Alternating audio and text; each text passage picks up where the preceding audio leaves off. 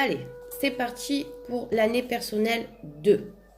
Alors, bien sûr, le résumé, ça sera le temps de perfectionner les premiers acquis.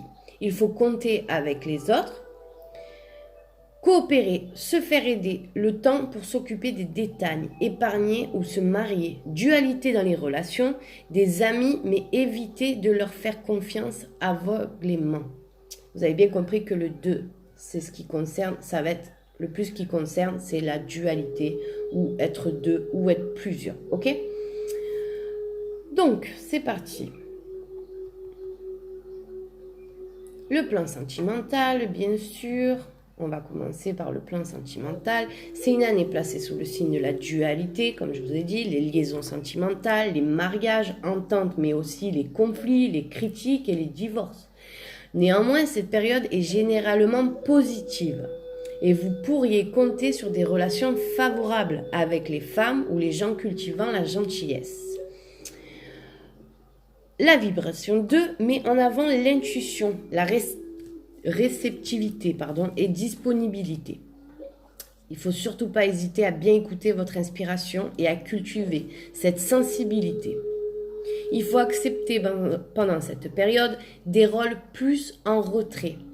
Sachez également que cette année est susceptible d'attiser les commérages et les critiques à votre encontre. Les altercations stériles ne vous avanceraient à rien, bien au contraire. Au cours de cette année, il faut être particulièrement détendu, sympathique, ayez du tact, mais évitez de vous mêler de tout ce qui ne vous regarde pas. Donc le passage en année 2 peut éveiller certains conflits, l'inconscient propre aux femmes. Compétition féminine, opposition mère-fille, jalousie entre sœurs, acceptation difficile de sa féminité, amour romantique. Alors malheureusement, il existe un tel désaccord émotionnel sous-jacent. Il est fort probable qu'il soit intensifié. Vous pouvez ainsi vous retrouver dans des situations qui feront ressurgir ce problème et vous aideront à cerner la nature réelle de ce conflit pour mieux le dépasser. N'essayez pas d'esquiver, soyez honnête avec vous-même.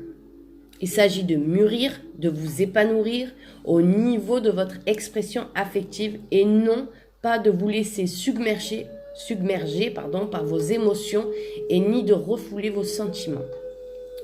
Donc ça, c'est le plan sentimental. Maintenant, plan professionnel. Donc après une année de démarrage, d'éveil que vous avez probablement mise à profit pour mettre sur pied vos projets, prendre des initiatives et utiliser vos atouts, vous allez devoir maintenant parchever votre œuvre. Il ne faut pas être rigide ni impatient. Ne vous accrochez pas obstinément aux schémas mentaux que vous avez fixés l'année dernière.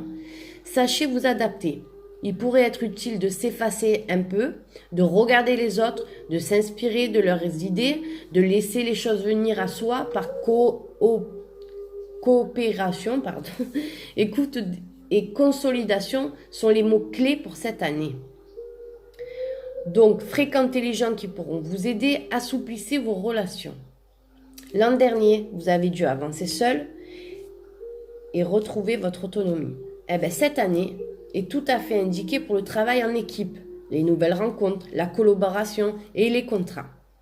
Donc, vous pourriez trouver un emploi, mais ne tombez pas dans l'excès d'une confiance aveugle et du manque d'objectivité, ce qui vous rendrait vulnérable particulièrement si vous êtes en relation d'affaires avec des partenaires.